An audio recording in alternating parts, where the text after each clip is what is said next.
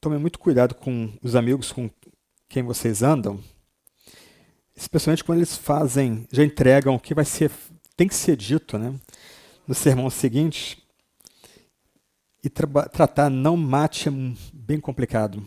A gente vai tentar cobrir um pouquinho da matéria. A gente é premido pelo tempo, mas também pela importância da matéria aqui. Nós estamos tratando então do sexto mandamento hoje, não mate. Na verdade, os 3 próximos mandamentos, contando esse sexto, são bem curtos, consiste aí de 2 palavrinhas. Essas palavrinhas elas compõem uma proibição absoluta, completa, expressa de maneira simples, né? A palavra negativa lo, no hebraico, não.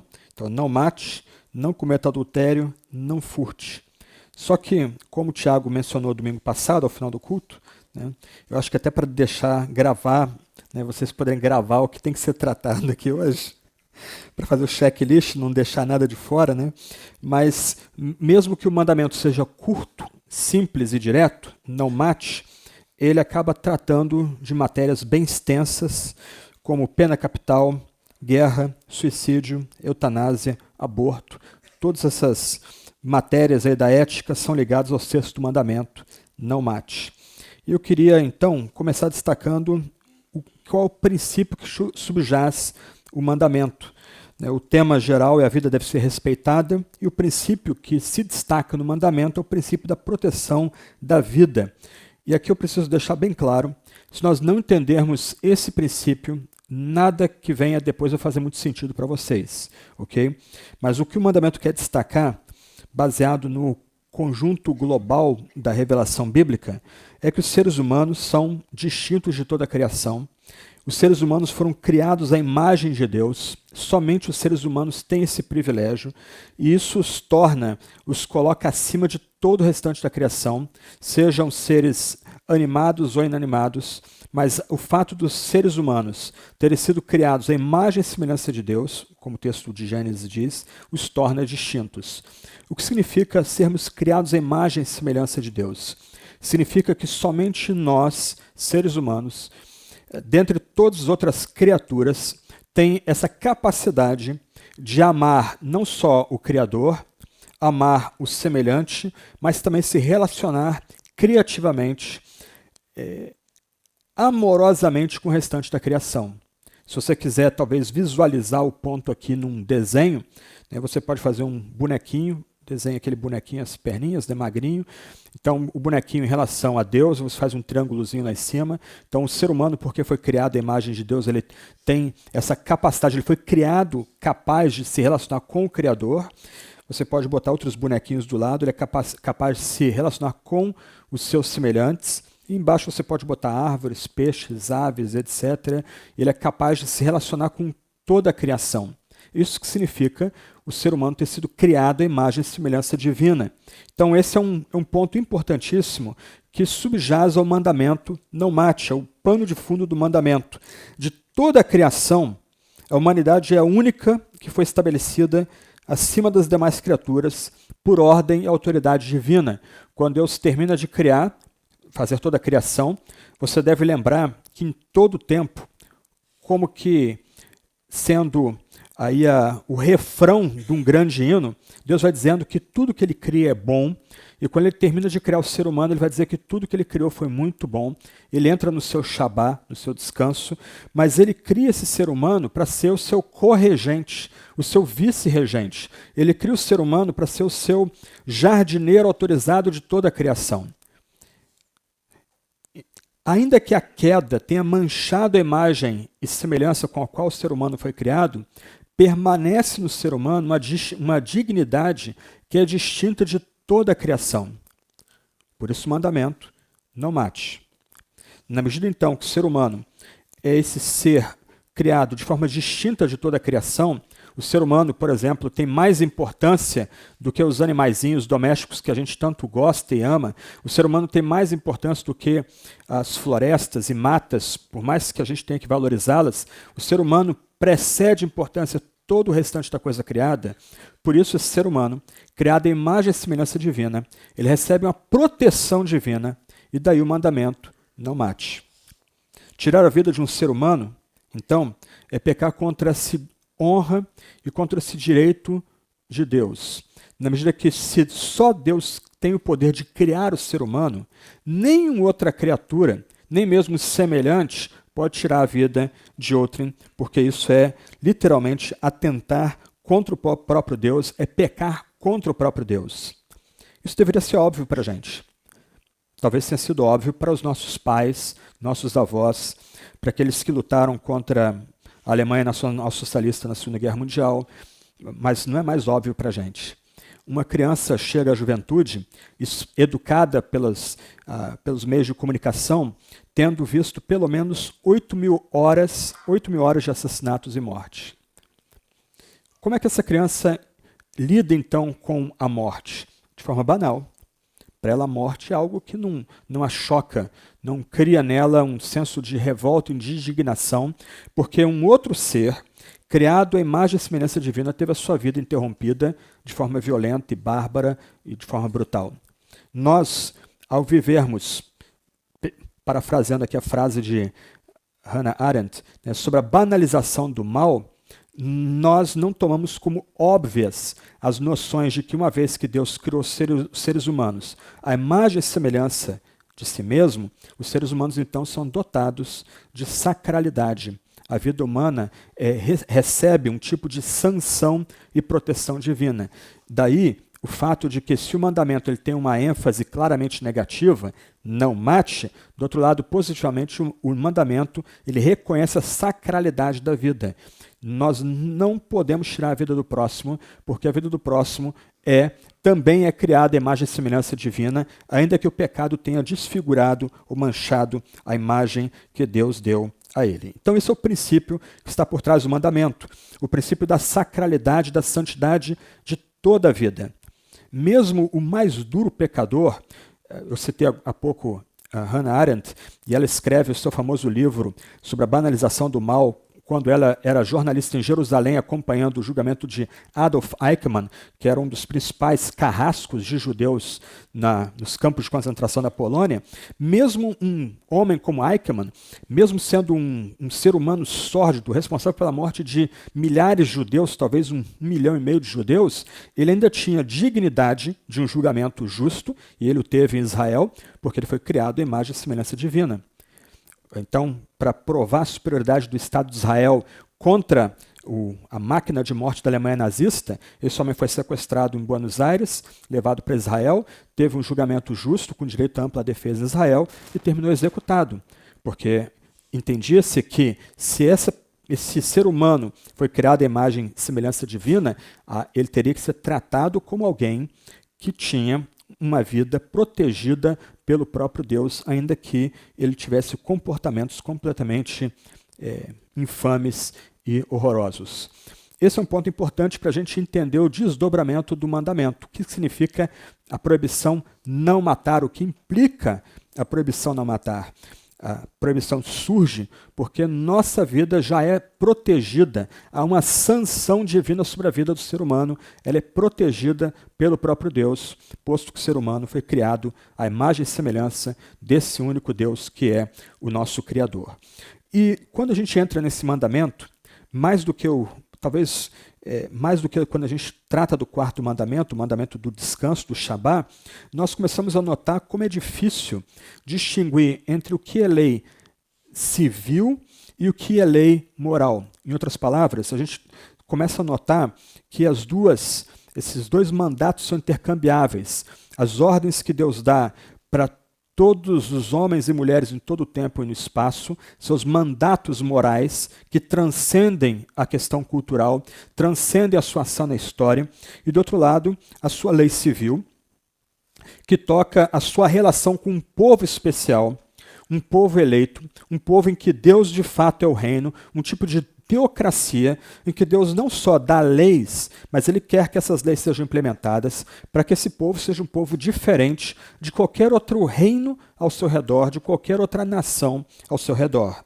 O fato aqui é que a gente tem que distinguir entre, na medida que a gente avança aqui na matéria, entre aquilo que Deus deu como ordem para Israel como nação, e que caduca ao final do período do Novo Testamento. A gente não percebe essas leis sendo referenciadas já no Novo Testamento por Jesus Cristo, mas, do outro lado, as injunções morais de Deus que estão presentes no Antigo Testamento e que permanecem também no Novo Testamento ou são referenciadas por Jesus no Novo Testamento. Mas o fato aqui é que em toda a caminhada aqui, nós precisamos lembrar que há algumas leis que para nós são escandalosas, que foram dadas por Deus para Israel, pelo tempo que Deus estava lidando com Israel, para tornar Israel uma nação de fato santa, uma comunidade sacerdotal, um tipo de farol de luz para as nações, atraindo outros para Jerusalém, para o Monte Sião, para receber a cobertura que era oferecida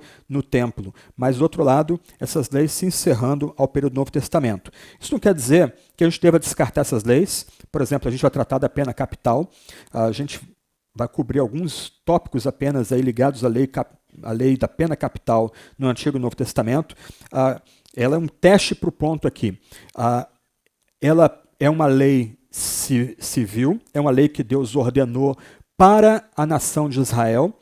Há uma mudança que ocorre nela do Antigo, ou melhor, duas mudanças, ou três, que ocorrem da aplicação dela do Antigo para o Novo Testamento.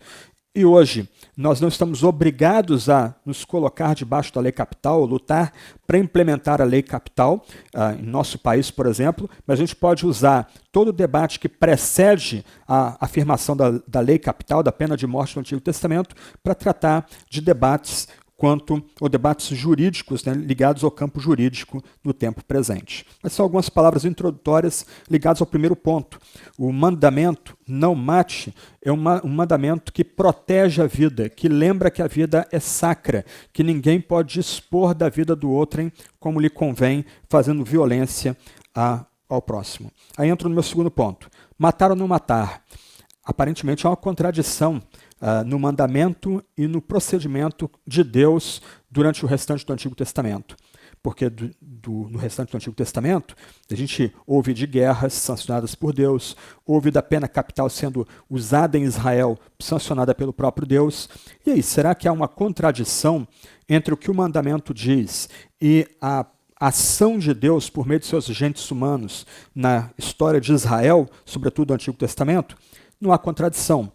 Nós temos, na verdade, um problema de tradução.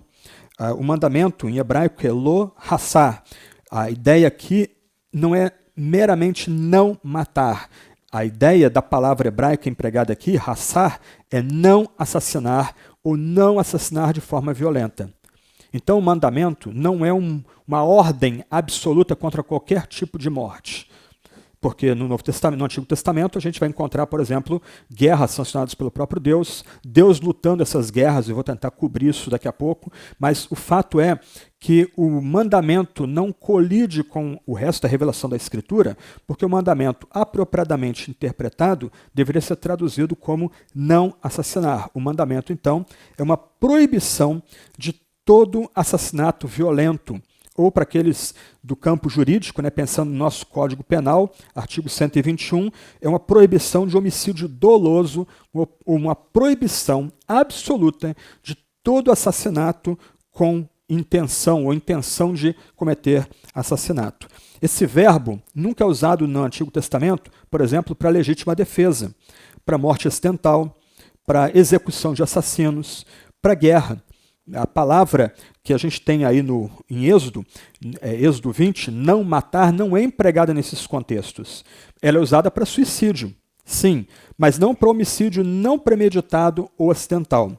Na verdade, nesses outros casos aí, que voltando ao nosso Código Penal, a gente poderia chamar de homicídio culposo, é o crime voluntário, né, acidental, quando não há intenção de matar, haveria 6 outras palavras em hebraico que são usadas para descrever esse tipo de ofensa ou crime.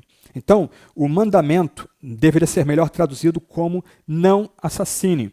É uma ordem clara, absoluta, para proibir um semelhante de tirar a vida do outro de forma premeditada por meio da violência. Lembra do princípio? O mandamento, ele protege a vida. O mandamento lembra que a vida é sacra, que a vida é santa, que nenhum outro ser humano, posto que a gente não é criador, Nós não temos o poder de criar nada, nenhum ser humano tem o direito de tirar a vida do outro de forma premeditada ou pelo uso da violência. A vida é protegida pelo próprio Deus, Deus que é o dono da vida, tanto de incrédulos como de crentes. Então, o que é proibido do mandamento não é todo tipo de morte, mas é proibido claramente o homicídio doloso, aquela quando há intenção de matar, quando há um assassinato violento. Isso é totalmente proibido no Antigo Testamento. Só que aí a gente entra naqueles pontos que o Tiago Guerra levantou no final do culto de semana passada, que a gente tem que tratar aqui. Por exemplo, no Antigo Testamento a gente lida com a pena capital. O Antigo Testamento ele fala da que é chamado de pena de morte. Ainda que o mandamento fale de não assassinar, há uma lei prescrita no Antigo Testamento, na própria lei de Deus, quanto à pena capital. Em outras palavras, no Antigo Testamento, e mais uma vez a gente tem que lembrar que nós estamos lidando aqui com uma nação especial, nós não podemos pura e simplesmente pegar o mandamento, transplantar para nós hoje, porque nenhuma nação na atualidade tem o relacionamento especial com Deus que Israel tinha há 2.500 anos atrás, 3.000 anos atrás. Mas o fato é que a lei do Antigo Testamento previa a pena capital para alguns crimes, algumas ofensas. Há uma lista delas aqui, parcial, poderia ser ampliada, na verdade. Assassinato violento, premeditado, é o primeiro crime que deveria receber a pena capital. Sequestro seguido de morte também era passível de pena capital, da pena de morte. Adultério, homossexualidade, incesto eram crimes que eram passíveis da pena de morte. Desobediência aos pais, falsas profecias, idolatria, todos esses pecados eram cobertos na lei de Deus. Você depois pode olhar com calma aí no PowerPoint os vários versículos bíblicos como ofensas capitais, que a vida poderia ser requerida pelo próprio Deus.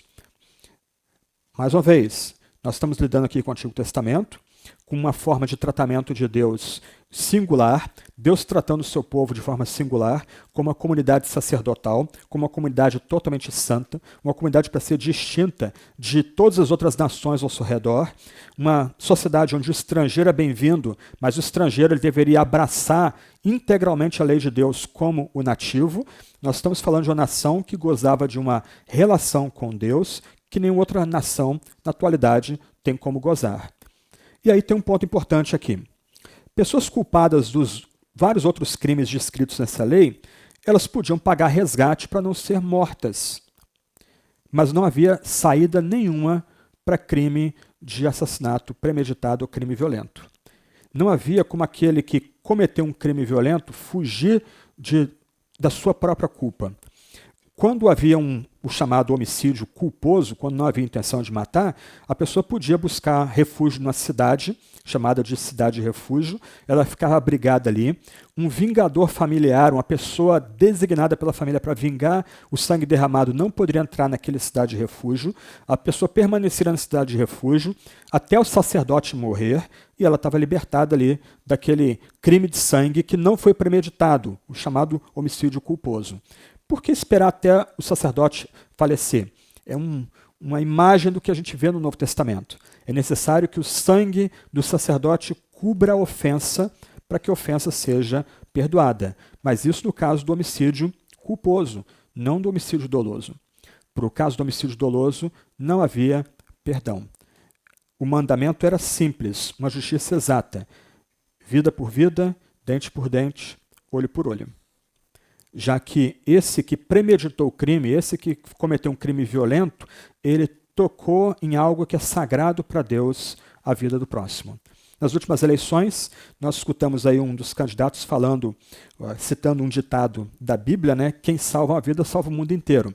Então, ficou um monte de gente procurando na Bíblia e descobriu que aquele candidato faltou à escola bíblica dominical, etc. Mas ele, na verdade, ele está parafraseando uma citação de um filme maravilhoso chamado Lista de Schindler. Eu recomendaria que todos assistissem aqui, dos grandes filmes aí, talvez os mais importantes filmes já feitos pela indústria do cinema americana. E, na verdade, a frase que é citada em algum momento do filme A Lista de Schindler, ela vem do Talmud. Ela diz o seguinte: todo aquele que salvar uma vida em Israel, a Escritura reputa como se tivesse salvado o mundo inteiro. Só que isso é parte da citação do Talmud.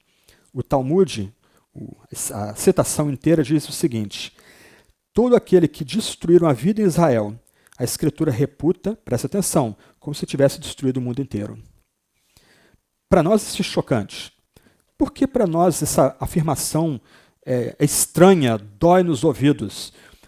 Todo aquele que destruíram a vida em Israel, a Escritura reputa como se tivesse destruído o mundo inteiro. Porque nós banalizamos a morte. Nós não entendemos com seriedade o que é uma pessoa perder a vida por um celular. Isso não choca mais a gente. Nós ficamos viciados em joguinhos de videogame, filmes de Hollywood, em que a brutalidade ali chega a ser pueril. O cara consegue atirar, descarregar um pente balas, acertando sempre no meio da testa das pessoas. Quem já atirou sabe que isso é praticamente impossível, mas é bacana aquilo ali. Ok, vamos passar para outro filme, vamos avançar de novo. Ok, aí a gente vê uma pessoa morta, isso não quer dizer mais nada para a gente. Igual o filme que a gente viu. Nossa, não.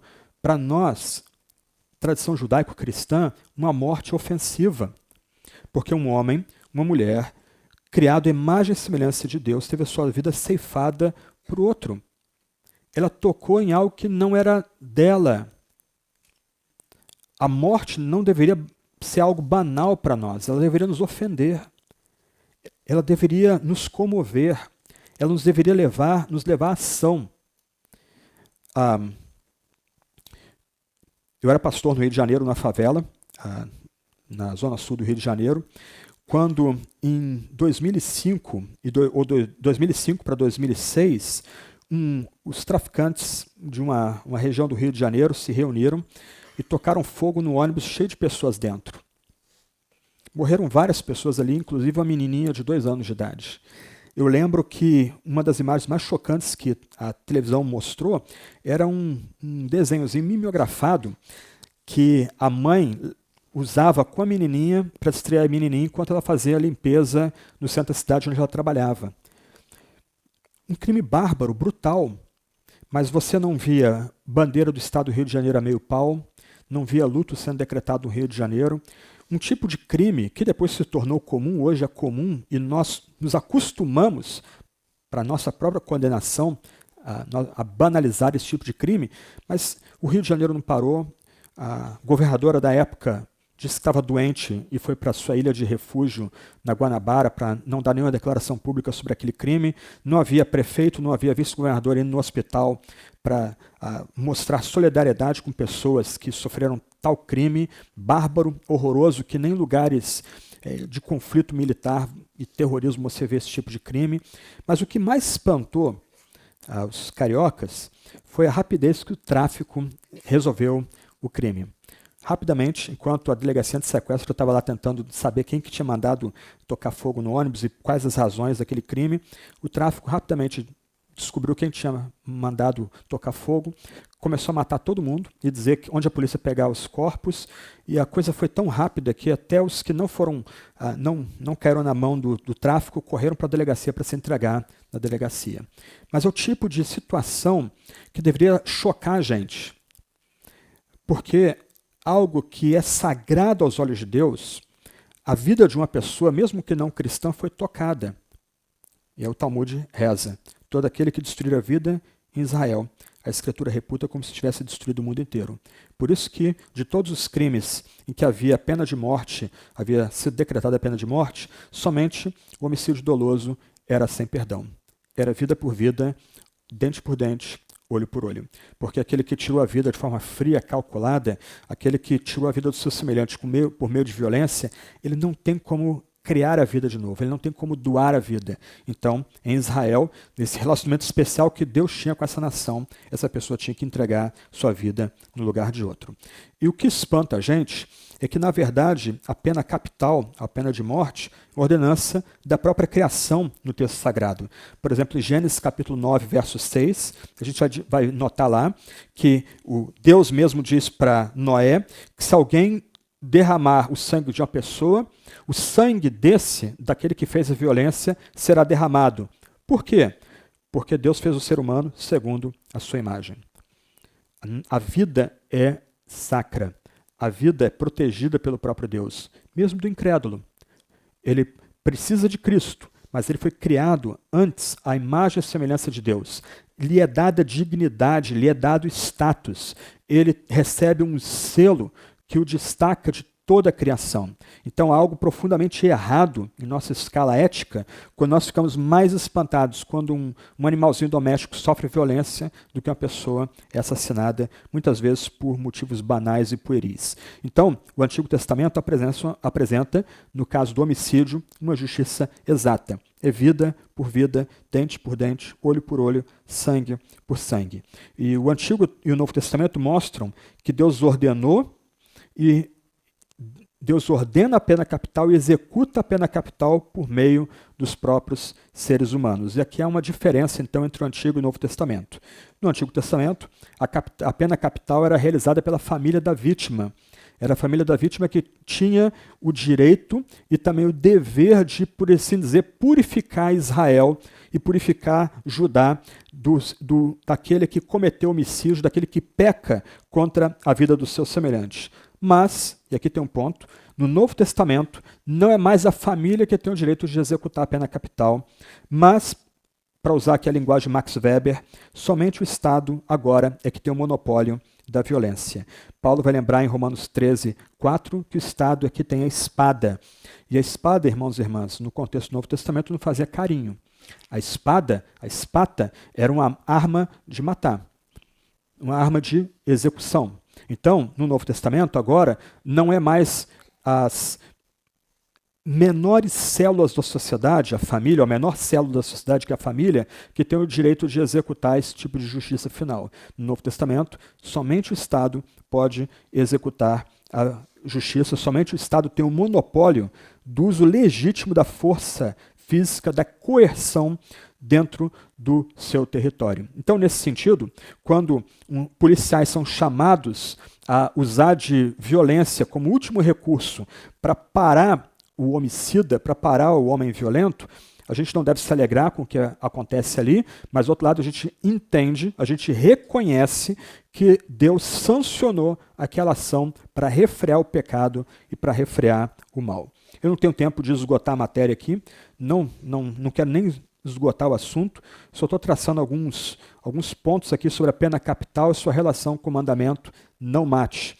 Então, pensando em termos globais do Antigo e Novo Testamento, já que a vida deve ser protegida, porque a vida é dada pelo próprio Deus, só Deus cria, e Deus cria o ser humano à sua imagem e semelhança, ninguém tem o direito de tirar a vida dos seus semelhantes. Então, em termos bíblicos, aquele que tira a vida dos seus semelhantes, ele agora se coloca numa posição de vulnerabilidade, onde Deus pode usar o Estado para executar a sua justiça desse lado da existência, por meio do uso da espada, como a gente aprende em Romanos 13, verso 4, por exemplo. E é importante notar aqui, mais uma vez, nós não vivemos em Israel, o Brasil está longe de ser a nação escolhida por Deus, a nação que Deus tem sua relação pessoal com ela. Isso se esgota no derramamento do Espírito Santo no Pentecoste. Agora Deus ajunta homens e mulheres de toda raça, tribo, língua e nação. O tratamento particular que Deus tinha com Israel, por assim dizer, chega ao seu clímax, Deus muda a chavinha e agora o Espírito Santo não é derramado só mais em Jerusalém, ele é derramado em Samaria, Cesareia e até os confins da terra esperam o derramamento do Espírito Santo, mas o fato é que quando nós debatemos hoje leis, a gente pode se voltar ao Antigo Testamento como um tipo de padrão para debater as leis do nosso país. Por exemplo, por que tantas pessoas se espantam com a velocidade que, por exemplo, a Lava Jato imprimiu em termos de investigação e condenação? Porque o nosso sistema penal é mais moroso? Porque, na verdade, é um conflito de visões entre aqueles que têm uma visão anglo-saxã do direito e aqueles que são nutridos para a visão italiana ou francesa do direito. Não vou também esgotar o assunto, só estou abrindo caminhos para vocês refletirem, pensarem um pouquinho sobre essas questões. Mas uma visão pensa muito mais em termos de ressocialização, recuperação, e outra visão é muito mais retributiva. Okay? Então são visões distintas. e que vão gerar conflito dentro do nosso próprio país.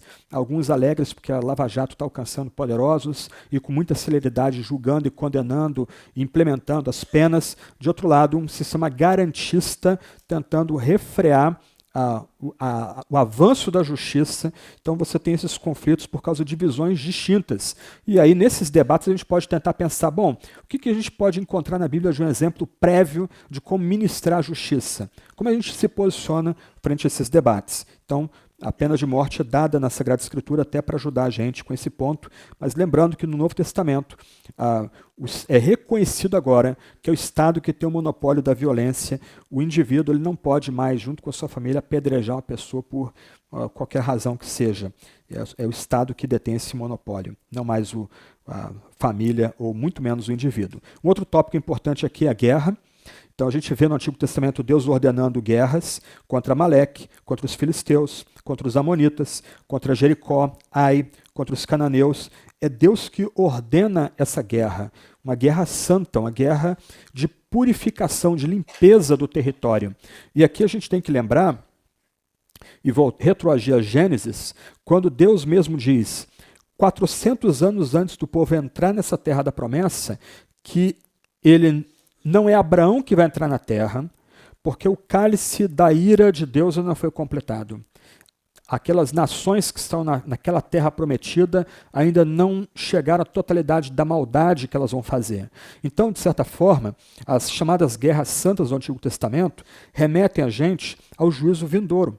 Elas são uma ilustração do juízo que virá. Quando Deus se apresenta como homem de guerra, como Senhor dos exércitos, quando Deus sai para lutar com o seu próprio povo no Antigo Testamento, isso é um vislumbre da ira de Deus vindoura que vai ser derramado sobre todos aqueles que não usaram o tempo de paciência para se reconciliar com Deus. E Deus diz isso para Abraão. Olha, ainda não chegou o tempo daqueles povos, então a sua geração vai ser levada para o Egito, mas quando a minha paciência com aqueles povos se esgotarem, então vocês vão entrar naquela terra e agora o pecado deles vai ser castigado. Mais uma vez a gente tem que destacar, Deus não faz uma aliança como essa com nenhuma outra nação, nem mesmo da atualidade. Como é que a gente pode então justificar as guerras que acontecem no nosso tempo presente, baseado nas guerras ordenadas por Deus no Antigo Testamento? Vários cristãos têm lutado com esse ponto, e principalmente Agostinho de Hipona, mas Tomás de Aquino, elaboraram o argumento da guerra justa. O cristão, se ele vai ser arregimentado por uma guerra, ou se ele é chamado a comentar uma guerra, ele tem que entender se aquela guerra é justa. Eu só vou ler os pontos aqui, vocês podem depois voltar a eles em caso com mais calma, mas os pontos que caracterizariam a guerra justa seriam: a causa pela qual a guerra está sendo realizada tem que ser justa. O propósito justo deve permanecer durante as hostilidades. A guerra tem de ter a intenção de estabelecer um bem ou corrigir o mal. Ela deve ser efetuada por meios aceitáveis. Deve ser apenas o último recurso e deve ter como alvo uma paz justa. Esses pontos aqui que Tomás de Aquino, Agostinho e outros têm levantado para caracterizar uma guerra justa, eles nos ajudam a não cair, por exemplo, num tipo de pacifismo que foge dos grandes debates do tempo presente, mas também não nos permitem cair num tipo de ativismo cego. Levantou a bandeira, a gente corre atrás, porque a gente tem que amar o país, pátria amada, idolatrada, etc. Nós somos chamados aqui a refletir em cada momento a respeito da tomada de posição dos nossos governantes. Por exemplo, aplicando aqui esses critérios de guerra justa, eles ficam mais claros quando a gente pensa na Segunda Guerra Mundial. As nações ocidentais lutando contra o nacionalsocialismo. E isso ganha vulto quando a gente descobre que pelo menos 6 milhões de judeus foram mortos no Holocausto da Segunda Guerra Mundial. A Guerra da Coreia é outro caso que a gente pode classificar de uma guerra justa. Por instigação de Stalin, os exércitos da China e da Coreia do Norte invadiram a Coreia do Sul para tornar toda a península da Coreia comunista. Então as Nações Unidas, liderado pelos Estados Unidos, vão lá e levaram soldados para a Coreia, eles conseguiram um empate, e com isso eles conseguiram salvar metade da península, mantendo-a livre. E se você duvida disso, né, eu estive em Seul agora recentemente, e um momento assim muito chocante para mim foi no Museu da Guerra da Coreia, em que Todas as nações que lutaram do lado da Coreia do Sul são homenageadas nesse museu, na entrada do museu. Número de mortos, as unidades militares da Força Aérea, da Marinha, Exército, Fuzileiros Navais americanos, mas todas as nações, Estados Unidos, Inglaterra, Nova Zelândia, Argentina, Turquia, França, todas as nações que derramaram sangue para a liberdade da Coreia do Sul são honradas e homenageadas ali. A Primeira Guerra do Golfo pode se caracterizar como uma guerra justa. Agora, a Guerra do Iraque, agora a situação fica um pouco mais turva, mais nebulosa. O conceito de guerra justa ajuda a gente a avaliar, a orar e se posicionar em momentos críticos da nossa nação de forma livre e responsável. Nós não estamos a reboque da rejeição dos conflitos desse mundo. Em algum momento, a gente vai ter que apoiar nossa nação ou nações aliadas contra um tipo de mal maior. Mas outros momentos, a gente vai ter que dar um passo atrás e dizer, olha, eu não tenho como ir com esses, eu não posso apoiar esse tipo de campanha. Talvez pátria e bandeira e hinos estão sendo manipulados por algum tipo de campanha militar que não é legítima, a gente não pode apoiar porque esse tipo de ação militar ela não está dentro desse conceito de guerra justa. Mais um ponto, o suicídio. E outro ponto bastante tenso entre nós. A gente precisa, então, quando pensa no suicídio e no mandamento de não matar, distinguir entre o que é o suicídio heróico e o suicídio movido por desespero. O suicídio heróico, por exemplo, a gente vê em Sansão.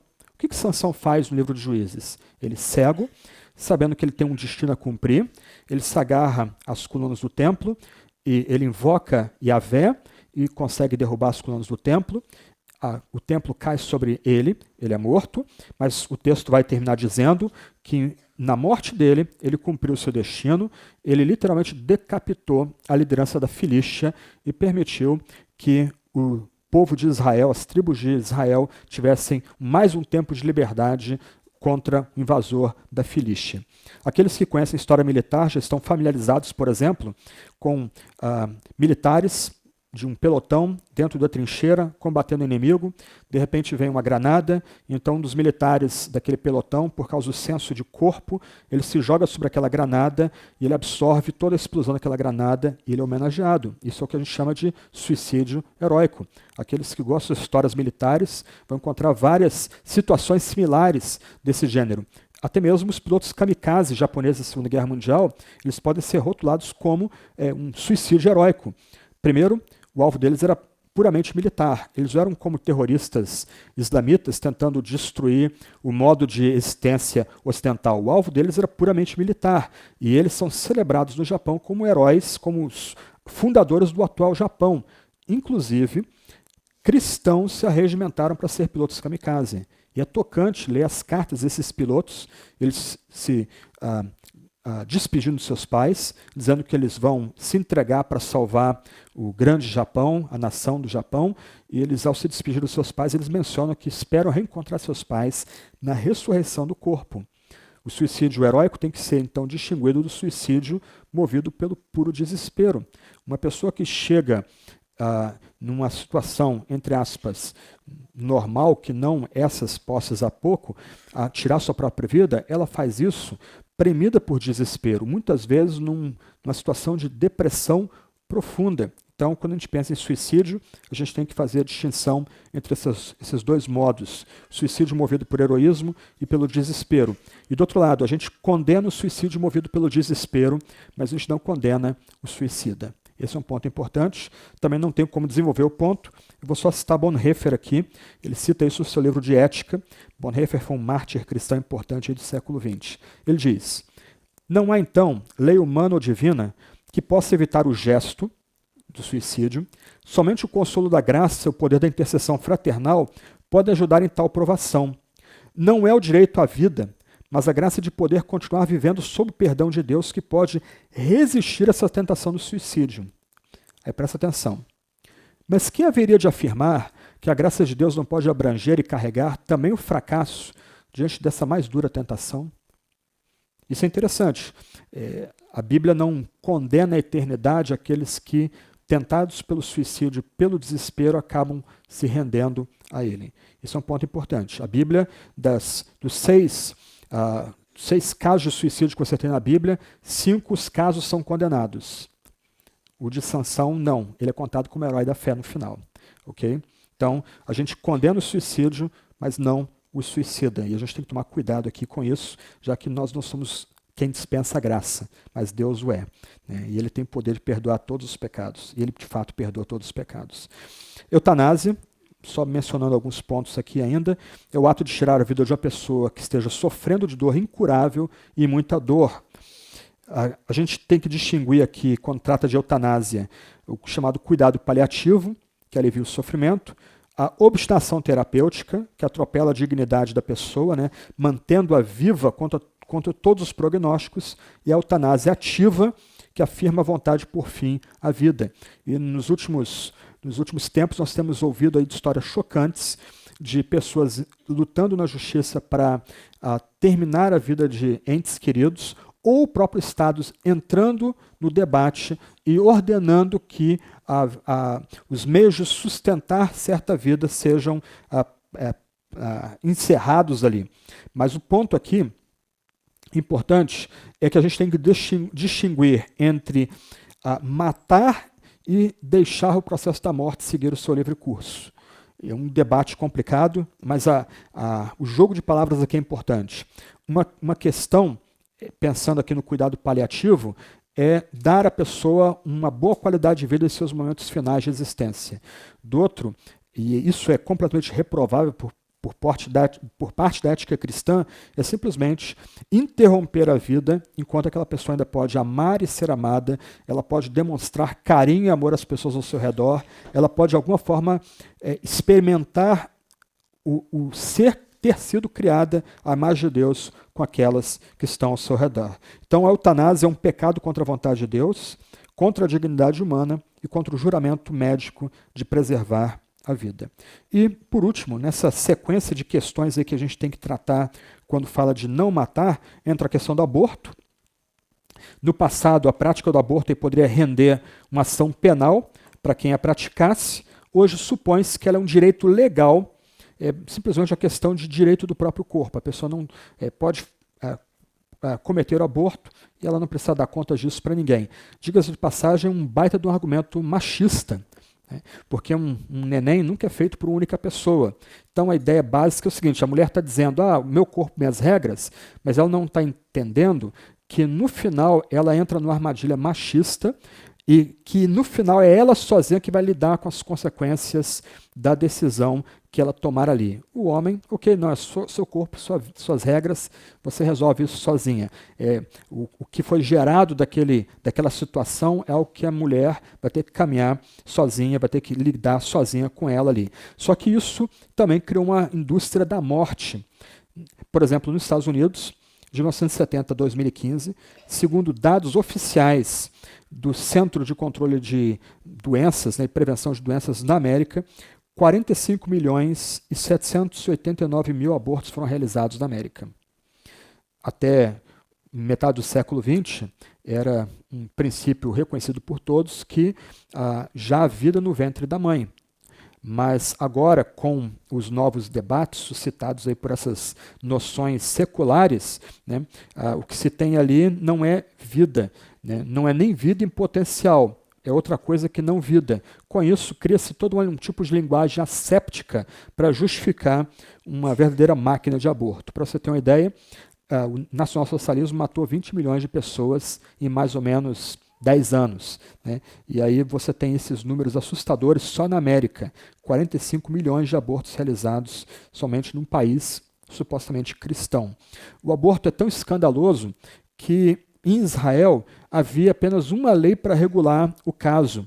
Quando, por exemplo, no meio de uma briga, por causa de um golpe involuntário, no meio de uma briga entre famílias, uma mulher viesse a abortar. Então você encontra em Êxodo capítulo 21 uma lei que Deus dá para regular a vida das crianças antes de nascer. O que lembra a gente que na Sagrada Escritura é que a vida começa na gestação. Todo o debate, quando começa de fato a vida, um debate que é caro para muitos hoje, é é um debate pueril à luz da Sagrada Escritura. A gente vê Maria se exultando porque ela já reconhece que a vida nela quando o anjo vem comunicá-la. Quando ela encontra com a mãe de João Batista, o que está no ventre dela e da mãe de João Batista se comunicam. Então, todo o debate atual, à luz da Sagrada Escritura, é um debate pueril, porque já há vida ali. E aí, eu queria citar uma frase de Meredith Kline, um pouco escandalosa, mas eu achei bem provocadora ela. Ela diz assim: o aborto induzido era algo tão abominável para a mente israelita que não era necessário haver uma proibição específica que lidasse com isso na lei mosaica. As leis assírias, da mesma época, atestam aversão a esse crime até mesmo no meio dos pagãos ao redor de Israel, embora não tivesse a iluminação da revelação especial. Nessas leis, uma mulher culpada de aborto era condenada à empalação numa estaca. Mesmo se ela morresse em meio do aborto, ainda seria empalada e pendurada para sua vergonha, como uma expressão do repúdio da comunidade a tal abominação. É difícil imaginar um comentário mais condenatório sobre o que acontece hoje na iluminada América do que o fornecido por esse testemunho legal, advindo da consciência do ignorante paganismo antigo. Daí o silêncio da Sagrada Escritura contra o aborto, todo o debate sobre quando a vida começa, é um debate pueril à luz da Sagrada Escritura. Por questão de tempo, eu vou pular o ponto 3. Vocês vão receber o PowerPoint depois, ok? Vocês podem pensar aí um pouquinho sobre o que o mandamento exige, né? Quais são os deveres exigidos, os pecados proibidos do mandamento. Eu quero pular para o quarto ponto e caminhar para o final aqui. Jesus e o mandamento não mate. Quando nós nos dirigimos ao Novo Testamento, e eu queria ler com vocês Mateus 5, 21 e 22, o que nós lemos é que Jesus se mantém fiel ao princípio da lei. E em nenhum momento, no Sermão do Monte, Jesus está rompendo com a lei dada no Sinai. Aliás, o leitor antigo, muito mais perceptivo do que a gente, sacaria o seguinte: Moisés, ao final do seu ministério, disse que virá um profeta maior do que eu e que o povo deveria escutá-lo. Aí a gente agora, tendo o Novo Testamento, a gente pensa, não, Jesus é o profeta maior do que Moisés, a gente tem que escutar Jesus. A lei foi dada onde? No Monte Sinai, onde Jesus prega o seu grande sermão, no monte. E aí Jesus agora, o que ele está fazendo, é mostrando que a lei dada no Sinai não é jogada, não é escanteada no Novo Testamento. Ela é tornada mais pesada, ela é aprofundada. Olha o que Jesus diz aí em Mateus 5, versos 21 e 22. Vocês ouviram o que foi dito aos antigos, não mate. E ainda, quem matar estará sujeito a julgamento. Eu, porém, maior do que Moisés, lhes digo que todo aquele que se irar contra o seu irmão estará sujeito a julgamento. E quem insultar o seu irmão estará sujeito a julgamento de tribunal. E quem o chamar de tolo estará sujeito ao inferno de fogo. Jesus, ele reafirma a lei, não matarás. Ele não está abrindo mão, não está abdicando da lei, não está abrindo mão dos outros corolários, vocês entenderam? O que vem a reboque da lei, o que está ao redor da lei. Ele não está rompendo com a pena capital, não está rompendo com o que a lei fala sobre infanticídio, sobre aborto, não está rompendo com o que a lei fala sobre a necessidade da gente discernir que em alguns momentos certas guerras serão justas, a gente tem que travar essas guerras. Ele não está rompendo, não está abrindo mão nada disso, mas ele está tornando a lei mais pesada. Ele está interiorizando a lei. A gente, diante do mandamento, a gente pode dizer, puxa, está aí um mandamento que talvez a maior parte da gente ainda não cometeu. Nós não matamos ninguém. O que Jesus está dizendo é o seguinte: se nós odiamos uma pessoa em nosso coração, nós já matamos. Se nós carregamos raiva de uma pessoa no nosso coração, nós estamos violando a lei. Nós estamos reduzindo a dignidade mesmo do nosso inimigo, mesmo do nosso adversário. É mais leve o que Jesus faz aqui do que Moisés? De forma nenhuma. Ele coloca uma carga até mais pesada sobre a gente. O que Jesus não está proibindo aqui é a legítima defesa.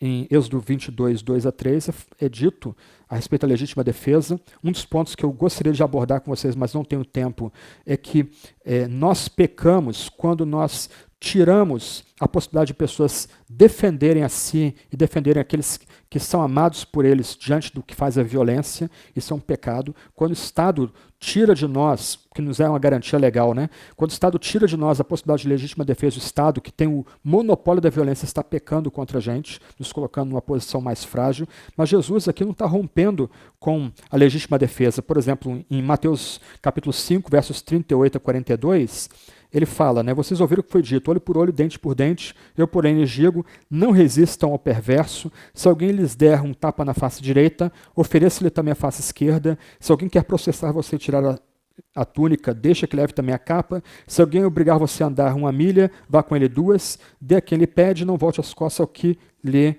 pedir emprestado. Jesus não está rompendo com o que foi dito anteriormente na lei. Ele não está rompendo, mais uma vez, com a legítima defesa. Ele está impedindo-nos de fazer vingança. E essa é uma questão importante de mudança do Antigo para o Novo Testamento. No Antigo Testamento, a justiça era feita no âmbito da família.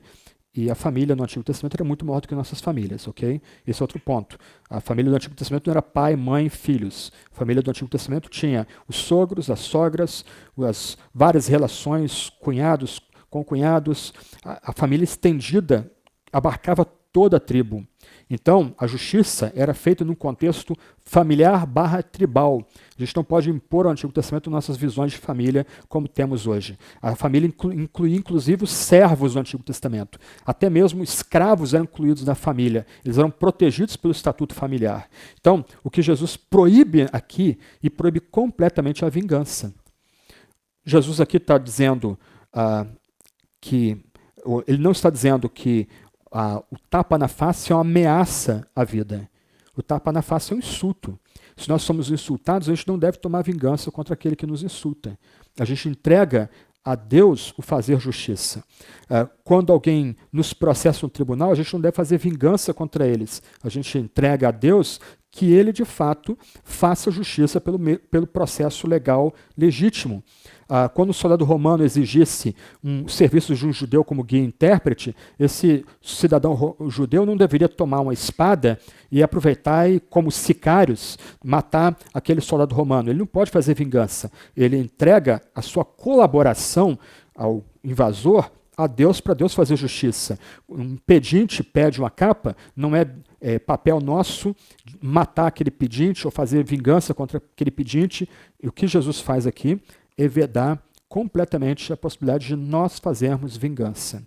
Aliás, quando a gente pensa aqui na legítima defesa, a gente tem que pensar que a legítima defesa no Antigo Testamento não era um caso planejado. Por exemplo, a legítima defesa poderia ser revertida para punir aquele que fez a legítima defesa se ela fosse feita de dia. Havia essa prescrição no Antigo Testamento que a legítima defesa só era legítima se fosse feita à noite, quando você está numa situação de mais vulnerabilidade, ok? Não havia luzes nas casas da Judéia do primeiro século e de Israel nos séculos anteriores, então você tem o ladrão ali tentando com uma faca, tentando abrir um buraco na casa, e você está ali sozinho com seus pais, avós, com servos, ok? O chefe da casa ele tem o dever de proteger aquela casa, então o bandido botou a cabeça para dentro, pof, acabou ele com o bandido. Ok, agora se for de dia, ele pode chamar, começar a gritar para outras pessoas virem, as pessoas vão localizar aquele bandido, ele vai ser preso para ser julgado, porque prisão no Antigo Testamento não era um lugar de ressocialização como é na sociedade ou as sociedades contemporâneas ocidentais. A prisão era um lugar temporário de reclusão, onde a pessoa esperava o seu julgamento. Então, se ela roubou, ela teria que dar o dobro do que ela roubou. Ela teria que trabalhar para pagar o dobro do que ela roubou. Quer dizer, ela devolveu o que ela roubou e mais aquilo em dobro do que ela havia tirado do outro. E isso aqui lembra para a gente que se a nossa Constituição permite também legítima defesa, ela também veda a vingança. Eu lembro de um caso, de uma série que eu gostava muito, que eu via lá no Order, em que o episódio girava justamente em torno da legítima defesa. Então, uma pessoa assaltou uma joalheria em Nova York e o dono da joalheria consegue reagir. Ele mata um bandido dentro da loja, mas o outro foge. E o outro, quando foge, ele fica preso dentro da... aquela porta giratória. Ele mata o cara dentro da porta giratória. Ele é absolvido do primeiro crime, ok?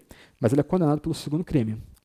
Porque ele mata o outro ladrão fugindo, o outro ladrão estava preso, não conseguia sair da porta giratória, estava de costas, já não oferecia mais perigo para ele. Eu creio que essa ilustração mostra direitinho o que é legítima defesa, o que é vingança. Jesus proíbe a vingança. O que Jesus requer da gente é uma ética maior. Nós sabemos que Deus é o Senhor da vida. Nós sabemos que Ele faz justiça por meio do Estado. Deus concede ao Estado legítimo o poder da espada, o monopólio da violência, por meio daqueles que são arregimentados para forças de segurança. Mas no final, o que Jesus quer lembrar para a gente no seu Sermão do Monte é que mesmo quando a gente vê a justiça sendo realizada desse lado da existência, ela vai ser imperfeita. Nós esperamos uma justiça perfeita que virá no último dia. E aquele que está em Cristo vai poder usufruir dessa justiça perfeita e integral. Para reforçar, e a gente vê isso João citando agora, né, 1 João capítulo 3, versos 15 a 18, no Novo Testamento, nós quebramos o mandamento de não matar quando essas intenções já ocorrem em nosso coração. Nos é vedada aqui a vingança. Nos é vedado carregarmos ódio, raiva em nosso coração. Nós somos chamados aqui para, no final do dia, e a gente lê tanta coisa ruim, né, nos nossos jornais. Essa madrugada, nós recebemos nosso grupo da igreja, a história de foi até Marilene que mandou, né, para o grupo da igreja, a história da filha de um missionário em Angola que foi espancada e morta por um crime de ciúmes. Né. A pessoa foi presa. Ainda que o Estado pudesse tirar a vida dessa pessoa, será que nesse lado da existência isso caracterizaria a justiça?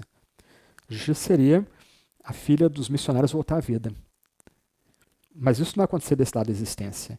Vai acontecer no porvir. Aqueles que morreram em Cristo vão ressuscitar para uma nova vida. Aqueles que morreram em seus pecados serão banidos desse novo céu e nova terra. Eles provarão a ira de Deus por toda a eternidade. Ali vai haver justiça. Desse lado da existência, o crente é chamado para ter um tipo de vida leve, alegre, tranquilo, porque ele entrega a vingança ao Senhor. Ele ouve o eco da Sagrada Escritura, minha vingança. Deus diz, minha vingança, não nossa. Nosso papel é, no que está em nós, perdoarmos aqueles que nos ofendem. Dar o outro rosto quando assim for necessário. Dar outra face para receber ofensa quando for assim necessária. Mas não tomar vingança em nossas mãos. 4 aplicações para nós encerrarmos aqui. Vou pedir para o Tiago já vir vindo aqui para celebrar a ceia com a gente. 4 aplicações. Primeiro, a vida é um dom de Deus. Só Deus é quem tem o direito completo sobre ela. A morte violenta daqueles ao nosso redor tem que nos horrorizar. Quando um dentista foi queimado vivo aqui em São José, uma clínica dele foi invadida, ele foi amarrado, foi colocado ali num sofá, jogaram combustível em cima dele, tocaram fogo nele. Aquilo ali tem que comover a gente. Aquilo tem que horrorizar a gente. Nós temos que nos arregimentar e fazer protestos. Nós temos que apoiar coisas boas que o governo faz para coibir a violência. Porque a vida é santa. Por trás do mandamento não matar, há um princípio. A vida é santa. A vida é um a vida é um dom de Deus. Só Deus tem direito completo sobre a vida. Segunda aplicação. Uma atitude de covardia ou omissão não deve ser confundida com a guarda do mandamento, pois somos chamados a proteger a vida. Talvez alguns de nós vão ser chamados em algum momento a se colocar na frente de pessoas mais frágeis para defendê-las, talvez até pagando com a própria vida tal ousadia. Mas, à luz do mandamento, a gente não pode se refugiar em omissão, em covardia. Algumas vezes nós vamos ter que lutar para proteger pessoas que amamos, pessoas que Deus coloca sob nossa responsabilidade. Isso está implicado no mandamento. Terceira aplicação. Se quebrarmos esse mandamento, seja por pensamento ou por atitude, devemos orar por arrependimento e, tendo algo contra alguém, devemos perdoar e nos reconciliar. E aqui a gente tem que lembrar que o Novo Testamento não aguarda que a vítima espere a ação daquele que perpetrou a violência vir para nós. Mesmo como vítimas, nós somos chamados a buscar aqueles que fizeram violência contra a gente, pedir perdão ou buscar reconciliação entre nós. Cristo nos libertou para amarmos até mesmo nossos inimigos. A gente lembra as últimas palavras de Cristo, perdoa-os porque eles não sabem o que fazem. Por último, Deus proíbe que os indivíduos busquem vingança. Essa é obra de Deus e podemos confiar que Ele a realizará bem. Isso às vezes pode parecer turvo para a gente agora, mas basta a gente ler sobre a história dos grandes impérios do século XX. Eles foram construídos na presunção de que eles substituiriam o culto do Deus vivo. O que Deus fez? Deus derrubou cada um deles. Hitler dizia que estava inaugurando um império de 1000 anos. Mal e mal durou 10 anos. Acabou na pira de fogo. Stalin suprimiu o culto a Deus no seu império, matou milhões de fome, perseguiu outros milhares, matou outros milhões também, isolou eles na Sibéria. O que aconteceu? O muro de Berlim ruiu e o Império Soviético ruiu igual uma caixa velha, podre, toda molhada.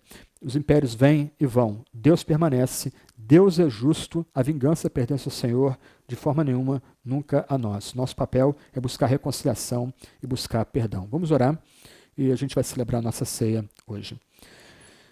Senhor, diante desse mandamento, tem misericórdia da gente. Perdoa-nos, Senhor, quando nós quebramos esse mandamento em pensamentos e ações. Perdoa-nos, ó Deus, quando a gente permite que o ódio domine o nosso coração. Perdoa-nos quando nós somos movidos pela raiva, pelo desprezo pelo outro. Ó Deus, perdoa-nos quando nós banalizamos o mal e a violência ao nosso redor, quando a perda de pessoas ao nosso redor, quando a morte de pessoas ao nosso redor não nos comove, não nos quebranta, não nos levanta para lutarmos contra a violência presente em nosso meio. Perdoa-nos, ó Deus, quando nós não apoiamos aqueles que o Senhor chama para serem policiais e que nos protegem também contra a violência. Perdoa-nos quando nós debochamos deles, quando nós não os valorizamos. Deus, ajuda-nos a honrar aqueles que se levantam para nos defender contra os homens maus, contra aqueles que fazem a violência.